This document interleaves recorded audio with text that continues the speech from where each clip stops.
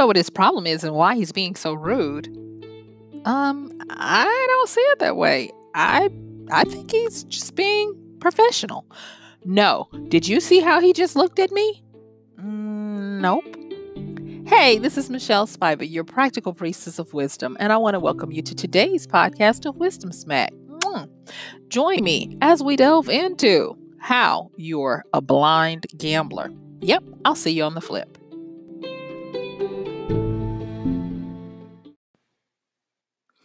I almost named this podcast A Week with Lisa. The reason why is because I have been just enamored with the work of Dr. Lisa Feldman Barrett. And she has a book that is amazing. It's groundbreaking to me. And the name of the book is How Emotions Are Made: The Secret Life of the Brain. Don't worry, I'm going to list the link in the description, and I encourage you to get it. And in this book, it was published in a couple of years ago, a little over a couple of years ago in 2017. But she's a neuroscientist who did some work on looking at how we feel and react. And the summation of what she looks at or what she has come up with is a theory that is called constructed emotions. And it's quite interesting because I am able to answer a lot of questions and conundrums that had me stumped for years as to how I could have interactions with people I've known for many years, and we could react totally different to the same situation. So let's get into this because I want to just kind of like help us understand that if we continue to do things as usual and don't look past the accepted norms, we will continue to be blind to a lot of things. So let's talk about this blindness and this gambling that we take every day. Well, the first thing I want to say is uh, how well you make your gamble is based on how blind you are. Uh-huh. There are so many things that we are unaware of, and I have highlighted some of them. So, for instance, sporadic scanning. It's where your mind tries to compensate for things by making you blind for little micro snippets of time as it stitches together what your brain can handle from what your eyes take in. So think of a panoramic camera and how you take all of these different pictures as you scan, and then the camera seamlessly puts them together to make a scene. That's the same thing that our eyes do to help our brains compensate with all of the different images. Because if not, we would constantly see our world as a blur. So that is a type of blindness. And they say collectively for people who have eyesight that in a 24-hour period, we normally are blind about 2 hours out of that time. Well, not 24, 40, yeah, 24 to 48 hours, depending on, you know, what your lifestyle is. You could be blind up to 2 hours out of the day and never even know it.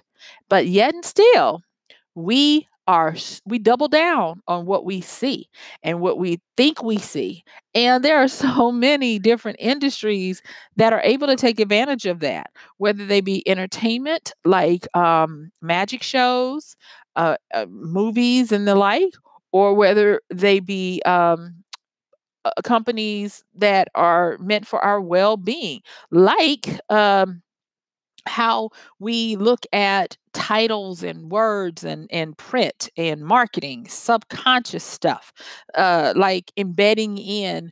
The first one that comes to mind is the logo for Wendy's, where in her collar it spells mom, MOM, and that triggers a sense of home, or what different colors mean in different societies, and just on and on and on. And we take a gamble in that we stake our lives, our decisions on the fact that we think that we know beyond a shadow of a doubt what we are seeing, what we are feeling, what we're thinking, based on how we are projecting. So now I'm going to be talking a lot about the different types of blindnesses as we go through, but I just want to kind of like talk about two more that are amazing. And thank you, Dr. Lisa, because I love her work. She's helping me put some more things together that I believe are helping me in some wisdoms that I'm needing. And I'm sharing them with you. Another one I've talked about in the past is called inattentive blindness. INATTENTIVE. Inattentive blindness. And that's the one where you tend to only see what you're expecting to see. And this one is diabolical. In the previous podcast that I talked about this, I referred to a famous experiment that was done where a gorilla came into the scene and and very few people saw it because they were given instructions to see something else. And I was like, yeah, that's okay because I believe it was biased, it was skewed because they were given instructions to focus on something else. And I kind of, I mean, I believe in that type of blindness. It's gotten me many a time. But I wanted to see, was there something on a mass scale that showed this? And lo and behold, there is. Now, it was back in 2018 that there was a social experiment done using at this time, the popular social media platform of Instagram. And there it was a profile. Now, I went and checked, and the profile is almost defunct. It only has a few pictures left on it, but at the time, it had reached 58,000 followers, and the profile on IG was Luis dot Delage. So LOUISE period DELAGE. And it was of a young lady who photographed her exploits and her journey, and she would show her having fun in various situations, hanging out with friends, um, in a inner tube, floating on a lake, having excuse me, having interactions with friends at different locations and parties and settings, and everyone was just enamored that this young lady was doing so well.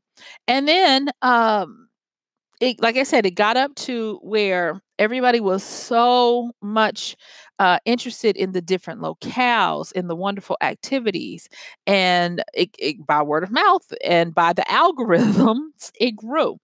Then it was finally revealed that this had been a social experiment, and only a few intrepid, are you ready for this? Journalists who are paid to observe the world with a critical eye picked up on it before it was revealed that this was a social experiment. Now, within this, inattentional blindness was blaring once they finally said what was going on, and that was this, that it was revealed that the true message throughout all the pictures, they were hiding a dark secret. Now, in these pictures, this woman is having fun. She's smiling. She's beautiful. She's engaged. She's the picture of health. But yet, and still, in each one of the pictures, she had some type of alcoholic beverage in her hand, whether it was a can of beer, a glass of wine, or she was holding a wine bottle. But in each one of the pictures, they were trying to say that people sometimes hide or think they're hiding addictions in plain sight. And so, again, unintentional blindness is the failure to notice a fully visible but unexpected object because your attention is engaged on another task, event, or object.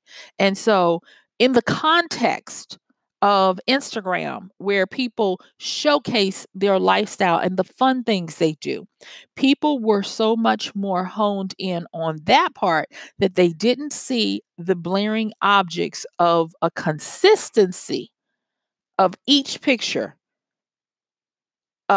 glorifying some type of alcohol. Now there was one with some pretty little peacock cupcakes, but out of context because I can't see the original post. It was just a picture of it. It's I there it's kind of like threw me off. But anyway, I digress. So that's another type of blindness. So we've got this sporadic blindness, we've got this unintentional blindness, and guess what? Yep, there's another kind of blindness. We have got experiential blindness. Have you ever felt like you were stymied or like you didn't know how to feel based on what was happening, what you were seeing, or what you were experiencing? Have you ever felt like, oh, I'm a loss for words? I don't know what to say. I don't know what to think. That is part of experiential blindness. It's when you struggle to know what is happening by way of your emotions. And that experiential blindness triggers something within us that we take for granted. And it triggers our software program of our mind to do double time, sifting through files to gain more details on what could possibly be happening to us so that we can make some type of understanding, make sense of what we're seeing. And why do we want to make sense of what we're seeing? Because we want to see if this is dangerous or if this is safe. And we want to know if this is a flight or a fight kind of situation. And so, left to our own devices, if our minds are not on the brink, on the crink, we search for additional information, whether it be another archival experience we've had that fits this one, or if we are looking at others around us to know how to feel. And once the experiential blindness takes effect, we go into this processing mode. And then after we come up with something, we can now react to it. Now, let me say this, and thank you, Dr. Lisa, that I kind of remembered some of this stuff in all of those classes that I had back in the day, but she really helped me to refresh my understanding of negative emotions. I I have been taught and I have taught about the seven negative emotions most of my educated and experiential life of life coaching, consulting, and therapy. And like I said, she helped me look at it a little differently. And that is that our brains are actually, we actually come with some pre installed software when we're born. We're pre wired based on the physicality of things to feel some simple feelings. And the simple feelings, and this is not exhaustive, but some that you'll understand are feelings like calmness, agitation, excitement, comfort, and discomfort. Okay. So those are some pre installed feelings that we all seem to have. And they are in and of themselves, they're just feelings. But they are actually part of a base recipe that our mind uses to help us build emotions. And so now we get into Dr. Lisa's constructed emotions theory, and why I say at any given time we are blind gamblers. Now, the reason why I say this is because you take these pre-wired feelings and you take this them as an ingredient, and then your brain links them to some type of experience that you've had, and hopefully the context by which you are in at the present time to come up with a concoction called an emotion. And y'all, feelings and emotions are not necessarily the same. Feelings can be emotions, but feelings don't have to be. Emotions are feeling strong enough to induce some type of reaction or movement or uh, yeah, some kind of action or movement. And so that very word emote means to do something with what you feel. And so, I mean, as a fiction writer, I have to deal with this all the time when I'm constructing words because I am conveying to my reader that I need you to emote here And hopefully this way, I need you to laugh, or I need you to feel the sadness or the anger or whatever. And so sometimes we don't realize that we are taking our feelings, those baseline feelings that we have, and then our brain is doing all of this work to give us some kind of meaning so that we can react. And not for nothing, this is something that when I was reading and going through and listening to her TED Talks and taking information that I've learned in the past, sometimes I was like, what? Because, she says this. And now, that I've been sitting with it, marinating it, and looking at it in applicable ways, I'm like, yeah, I see what you did there. She actually says that at best, we construct emotions based on our brains guessing and predictions. She says that instead of us living in a world where we react, where things happen to us and then we react, she says instead of that, our brains allow us to be in the world as we take in things. Our brains predict causing our action. So we live in a predictive world instead of a reactive world. Example, have you ever had someone who was watching a movie and one person is giggling and laughing, and the other person is sitting there is like, this is not funny.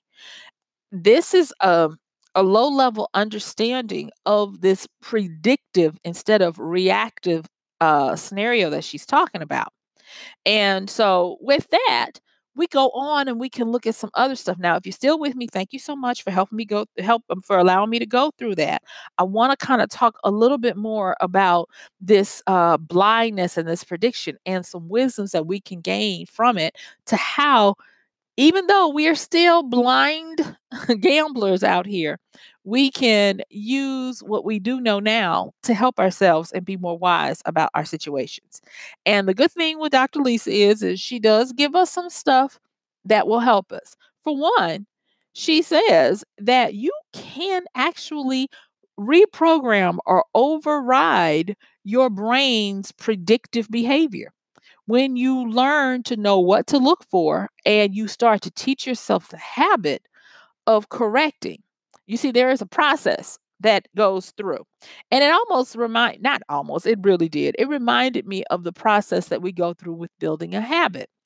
And what she said is that she took this instance of test taking, anxiety, and those types of things.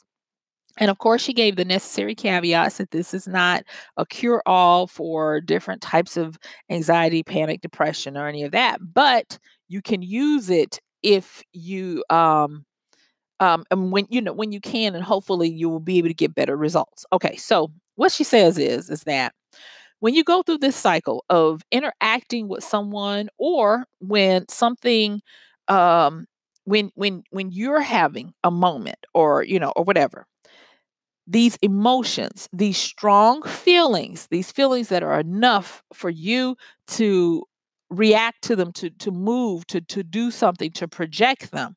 What you can do is you can go through a process whereby you're able to learn how to reconstruct what you're feeling. Excuse me. It doesn't mean that it's a catch-all cure-all, but you do have that power. And so she says that what you do is once you notice what's going on, like you're reacting or whatever, instead of allowing that reaction to hard code onto your brain, become aware of it. So this is an example she gave in a TED talk that I really liked, and she talked about when you get that feeling of nervousness, your mind is spinning and whirling, and you're feeling quote unquote anxious. She was like, instead of just accepting that as anxiousness, you can reframe it to mean something else. Mel Gibson, in her book, one of her books, The 5 Second Rule, she talks about this as a coping mechanism that she does and her one of her children does to help her by reframing anxiety to excitement. And I don't know if it was based on what Dr. Lisa talks about, but it sounds very similar. And so when I was reading it, I was making the connections of the dots of when I read the 5 second rule and how she did a reframe on this same situation. And so by doing this, she says that you are able to go in because predictions and that racing mind are primal. You know, your predictions come from that primal part of us, and they are there to help us to become more efficient and to help us with survival. Remember fight or flight?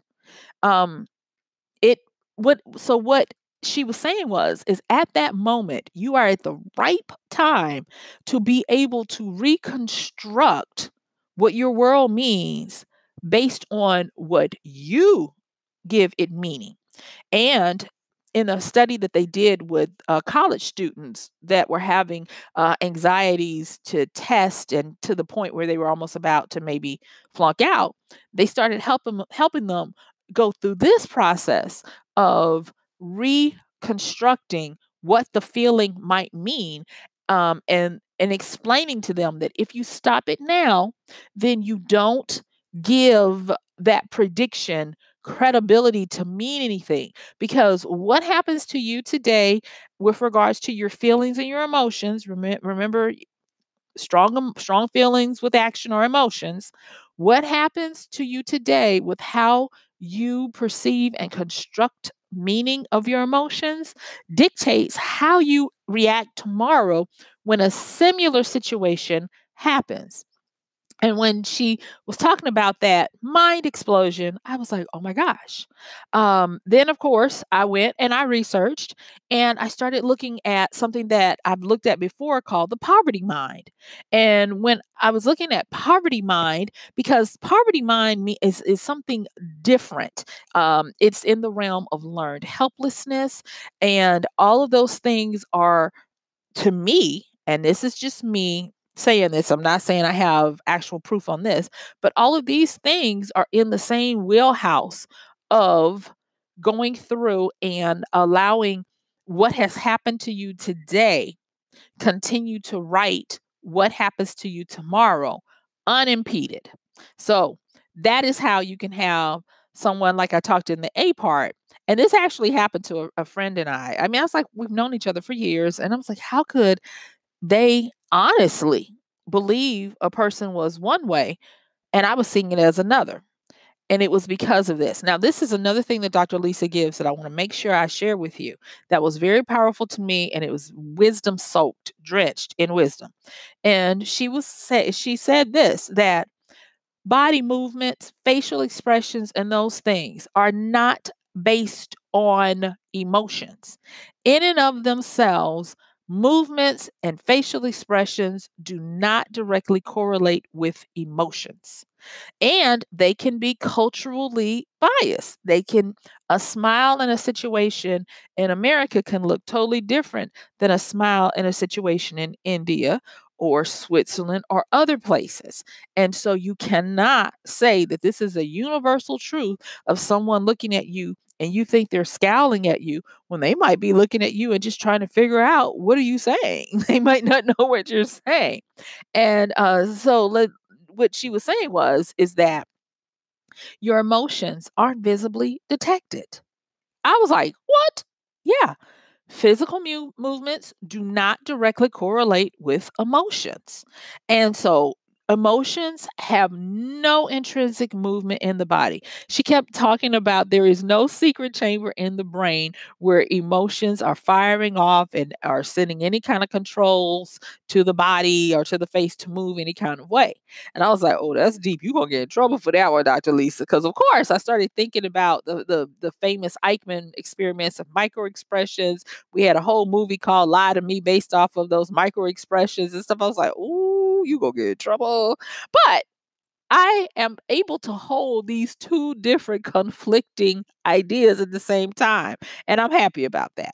But with what she talked about, one of a few of the big takeaways, not one, a few of the big takeaways that I had is that because predictions are based on previous experiences and actions we took in the past, and because they're couched in the primal part of helping us make sense of our world in a quick and efficient way that keeps us alive, our brains are able to take in memories and take in reactions and also take in commands from us to change them. Uh, the poverty, quote unquote, poverty mind of lack and those types of things, it does not mean a sentence of lack anymore. It can simply mean that once you know better, you do better. Affirmations. There's another book that I just read. It's a classic called Creative Visualizations. I'm gonna do a podcast on that one as well. But in that book, back in the 90s, they were talking about the power of affirmations. And now, having gone through a week with Dr. Lisa, I see now why. Another level of why affirmations can do so well when you couch them in the experience of having some negative emotions. You can rewrite or overwrite the code with an affirmation to change the predictive behavior of how you will respond to something. You know what? I wish I had more time to talk to you guys about this, but I'm going to tell you, please get this book. It is so powerful. And again, it's by Dr. Lisa Feldman Barrett. And excuse me, it is it's a detailed read, so it's not going to be just a quick sit down kind of thing, but it's really good, you guys. Um, the other thing that I wanted to say about this blind gamble that we make, unchecked, our predictions will lead us to make assumptions that we stand 10 toes on, thinking we're right when they are subjective. One of the things that she said about the way our brains guess and predict, she said that it's not just how we see others, but it's how we see ourselves. If you are having situations where you're sitting alone, nothing is really happening, and you have this weird feeling of dread or whatever. And she even said that this is your brain trying to predict what's going on because experiential blindness is happening. It doesn't know what's going on, so it's searching rapidly to try to figure out what is happening. And she even said, just by taking a beat and a moment to do a check in and figuring out, is it just my body or is it my mind? And when she works with this area of sometimes it is not a feeling, it is a biological situation. Maybe you're hungry, maybe you're cold, maybe you're not breathing deeply and your brain is suffering from a lack of oxygen. I was like, duh, this is so it makes so much common sense. Occam's razor all through here, that the simplest explanation usually is the correct one. And she was like, do not, when you have these things, forget to check in with your biological functions, your physiological things of what's happening.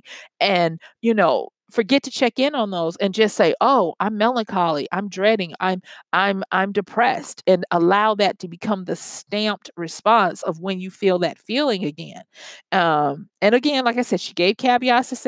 She said, I'm not trying to tell you that you can cure any kind of real deep seated issues of depression, anxiety, panic, and that kind of stuff. She says, but this will definitely help you to navigate and negotiate when it is that. And I was just like, oh, mind blown, wisdom.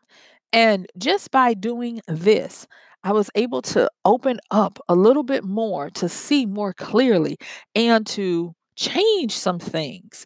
And I already see the active responses of how I relate and do things changing, and I'm having different experiences. I didn't even have time to tell y'all how a grocery run went totally different this week as opposed to previous times by dealing with Dr. Lisa. And so, you guys, I just want you to understand you don't have to be a blind gambler anymore. You don't have to stake everything that you believe and feel based on how your mind predicts what you should feel. Your emotions are constructed at most times, and you have the power over them to deconstruct and to construct them in a better way that is more beneficial to you, that helps you to live a more vibrant life. And so I hope that this has helped you. Please don't forget to check the show notes for the link for Dr. Lisa's book. And yep, my time is up. I thank you for yours. This has been Michelle Spiva, your practical priestess of wisdom, with another podcast of Wisdom Smack. Don't forget to use our Amazon link at MichelleSpiva.com/AMZ. Check for the link to Dr. Lisa's book. And I am going to see you tomorrow because, yes, this is a daily podcast. I'll talk to you soon. Bye, dear.